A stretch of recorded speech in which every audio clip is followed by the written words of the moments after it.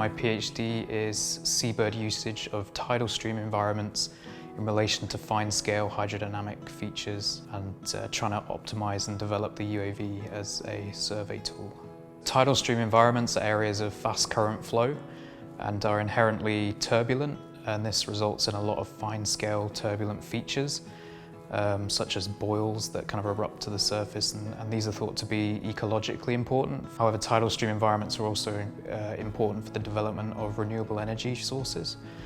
So tidal stream energy, which uses turbines and relies on the tidally driven currents. Within the PhD, we're developing UAVs or drones as a kind of survey tool to try and minimize the disturbance that we're creating to kind of monitor and kind of try and find novel insights as to what's going on. So yeah, there's an importance to develop renewable energy, but do so in a sustainable manner that isn't going to massively kind of impact the environment. The technology is really important. We're able to gain novel insights into turbulent features at the surface, and we've been able to use drone imagery to kind of characterize those, which hasn't been done before. We're based here at UHI at the Environmental Research Institute in Thurso, and there's a couple of supervisors here alongside myself, and then I have a supervisory team based in the Portaferry Marine Lab as part of Queen's University, and then I have a industry kind of supervisor as well based at Marine Scotland Science. So there's a kind of cross-border link between the research we're doing here in Scotland and in Ireland, because we're doing quite similar things, so it's good to kind of build collaborations in that regard. And then we have an industry partner based here in Scotland as well, who's been able to give me more of an insight into kind of the kind of regulatory stuff and what they kind of look for in terms of like environmental impact assessments for the kind of industry side of things, which has been really useful. It's really bringing everybody's knowledge, because everybody's sort of got different specialties, so it's been able to kind of bring a lot of kind of really clever people together and kind of get insight from different aspects of whether it's the experience we have here with kind of drones and remote sensing, to the knowledge in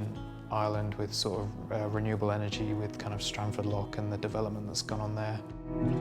I had to develop a user interface to process the imagery that we got from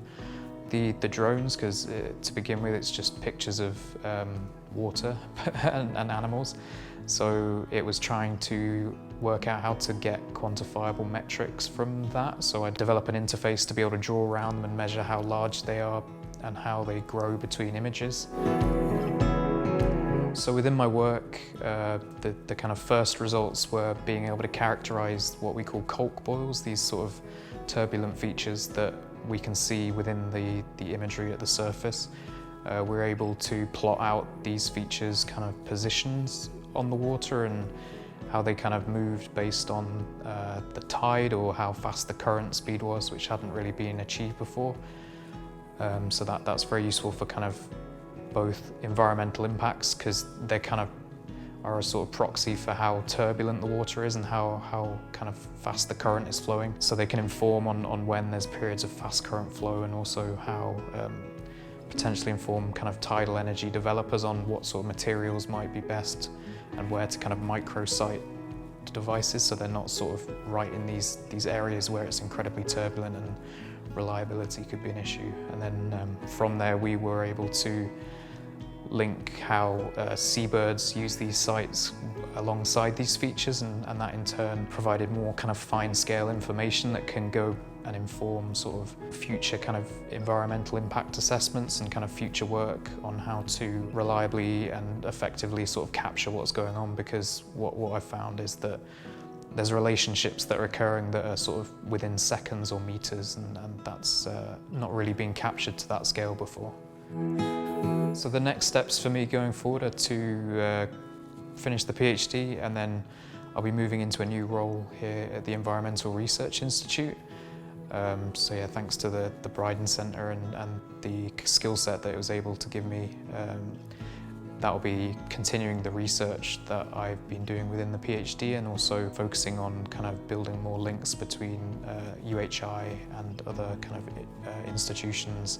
as well as government and industry bodies as well. The overall experience of the Bryden Centre has been a positive one. It's given me the opportunity to develop research skills, and go into a field that was of particular interest and importance to me, particularly one that has such a strong link with kind of industry and kind of applicable